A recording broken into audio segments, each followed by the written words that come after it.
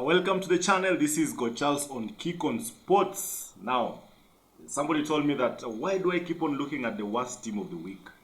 I told them that if there's good, there's always bad. If there's good, there's always bad. If there are moments when players just do well, then there are also moments that players refuse to do well or they just don't do well.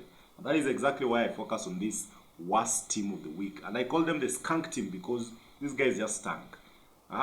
Either they had a red card, they had an OG, they had a handball that cost a penalty, the team lost because of just individual mistakes, someone didn't just do his job. That makes you a skunk player and you belong into the skunk team. And not every day. You can be in a skunk team today, tomorrow you are one of the best players who are rated the best team of the week. So, it's just the look of it.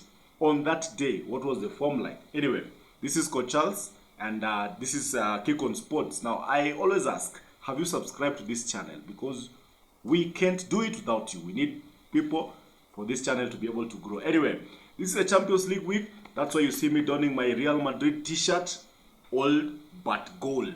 Because if Manchester United is not in the mix, then Madrid comes to mind. A team that just gives you everything. Mbappe, you know? Anyway, let's begin. Now, this is a week that has had it all. You know, good teams are showing their form, bad teams are just showing how bad they are, and none is worse than Manchester United, because this was a Manchester derby, to crying out loud. You know, these guys did nothing in this game. In fact, they were so awful. The first 10-15 minutes they were so good, and I think I talked about that in the review video that I posted in this same channel, Kick on Sports, and I've even given you 5 things that we learned. Videos are available on the Kick on Sports channel. So Manchester United were awful, they were pathetic, they were bad. After 10-12 minutes, these guys were just off. City didn't even have to leave the first gear. So the players of Manchester United may or should dominate this particular skunk team of the week, and none starts this other than Alte Bayern. You know, he gave Haaland a very easy time. On the 2 goals that Haaland scored, he had a chance to stop these goals. Yes, it was a one-on-one situation, but this guy helped the player make up his mind because he went down or he pushed too fast. You know, those are some of the things that we saw in this particular game. So, Altay Bayern is the winner for the skunk goalkeeper of the week. Now, in defense, we have players who are contesting for the left-back position. There's Morato and there's Luke Shaw. Luke Shaw was playing as a centre-back, but left-sided. But Morato was an out-and-out left-back. So these two, the winner is Morato because Arsenal just walked through him.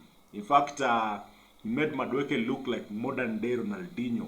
You know, he was always under siege. He was always making the wrong mistake, letting Madueke go to the byline. Every time Madueke had a run on him, this guy was just panicking, and that is why he wins the skunk left back of the week. Sorry for that. Anyway, on the middle of the pack we have Euro of Manchester United. This guy was bad. You know, he was like bad. He let Dogu just through as if Dogu has a right to go through.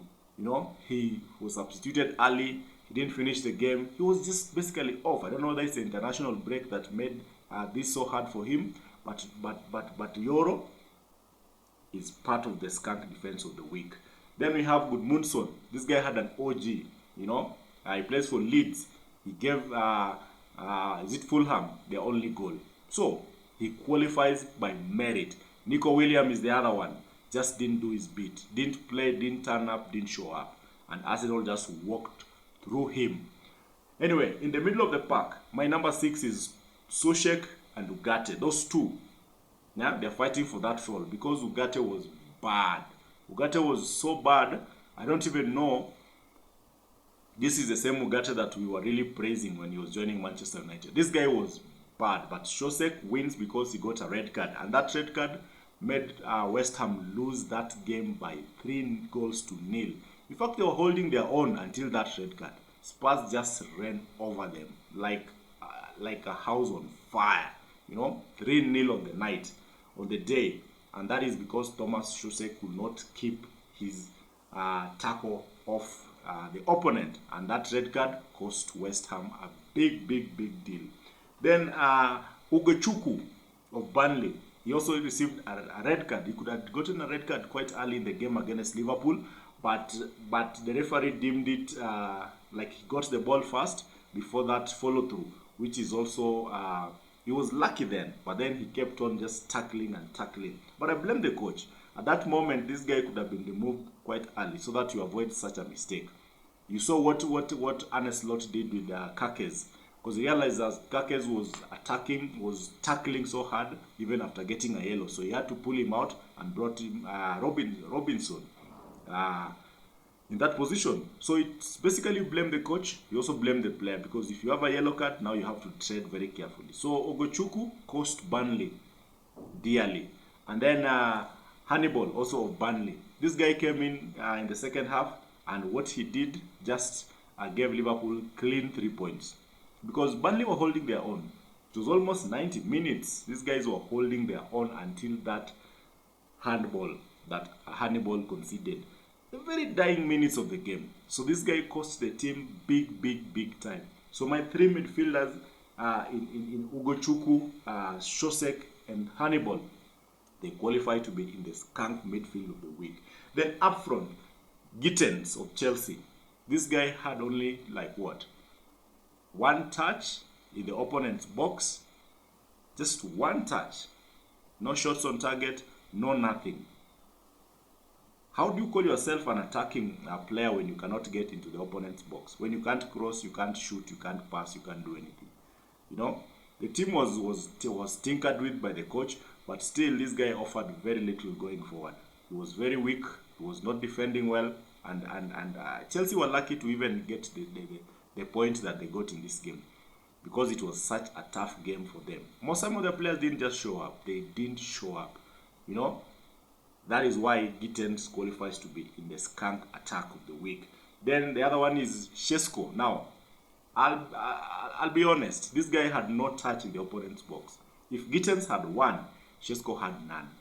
None whatsoever.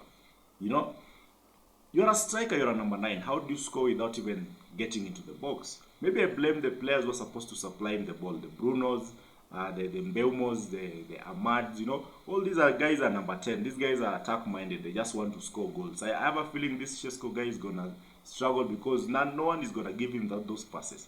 With Bruno being played as a number 8 deep in the midfield, I think that is going to be very bad for Shesko. And this boy has talent. He has everything going for him until he joined Manchester United, where no striker survives. None whatsoever. You saw Højlund in Napoli doing well, even scored in the 14th minute. You know, players who've left are doing so well. Rashford has had an assist. So it tells you something. There's something at United that is not working, and for Shesko, being so young, I think he's going to struggle in this particular team. And lastly, Ekitike had only 4 shots on goal. I think 2 on target. He had like 17 touches the entire game. Basically, Ekitike was just a passenger in this game. He did nothing. Burnley is one of the teams that have been promoted into the Premier League. He could not get a goal against them. Not an asset. Nothing. In fact, his touches in the box were limited to less than 10, I think. So you can imagine, this is a player playing for Liverpool, a team that is supposed to be winning the league this season. You know, so he's coming and he's not doing much. Okay, previous games he's scored, but this one he stunk. Anyway, who is the manager of the week? The skunk manager of the week. That one goes to none other than, you guessed it. Now, if you are new to this channel, consider subscribing, because Kick on Sports, that is where we are heading. Big things. The skunk manager of the week is Amorim. This guy who insists on playing his system or the highway. Consider subscribing. See you in a bit.